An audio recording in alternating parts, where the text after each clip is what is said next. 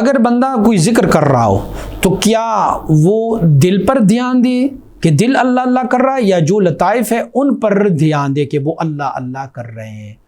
جس لطیفے کا آپ کو ذکر ملا ہوا ہے اسی لطیفے پر آپ دھیان رکھیں، اکیلے لطیفہ قلب پہ نہ رکھیں، بلکہ اگر آپ کو 5 لطائف ملے تو 5 لطائف میں آپ دھیان اسم ذات اللہ کا رکھیں۔ اچھا، سارے لطائف مل گئے ہیں آپ کو تو پھر کیسے کریں گے؟ تو ہمارے سلسلہ عالیہ نقش بندیہ کے ایک اصول ہے، اس کو کہتے ہیں ہیئتی اجتماعی یا ہیئتی وحدانی۔ تو ہیئتی وحدانی یا ہیئتی اجتماعی اس کو کہتے ہیں کہ آپ سارے لطائف کو اکٹھا کر کے ایک لطیفہ تصور کریں، اور وہ لطیفہ آپ کا یہ لطیفہ اخفا ہو یا پھر لطیفہ نفسی ہو یا قالبی ہو، یا لطیفہ اخفا ہو یا لطیفہ قالبی ہو۔ تو پھر اس پر جب آپ توجہ رکھیں گے تو ان کا فیضان تمام لطائف پر ہو، یا آپ بیک وقت تمام لطائف میں اسم ذات اللہ اللہ اللہ کا ذکر کرتے جائیں گے، اکیلے لطیفہ قلب پہ نہیں۔ ہاں، آپ کو کوئی اور لطیفہ نہیں ملا، صرف لطیفہ قلب آپ کو ملا ہے تو آپ صرف لطیفہ قلب پہ کریں۔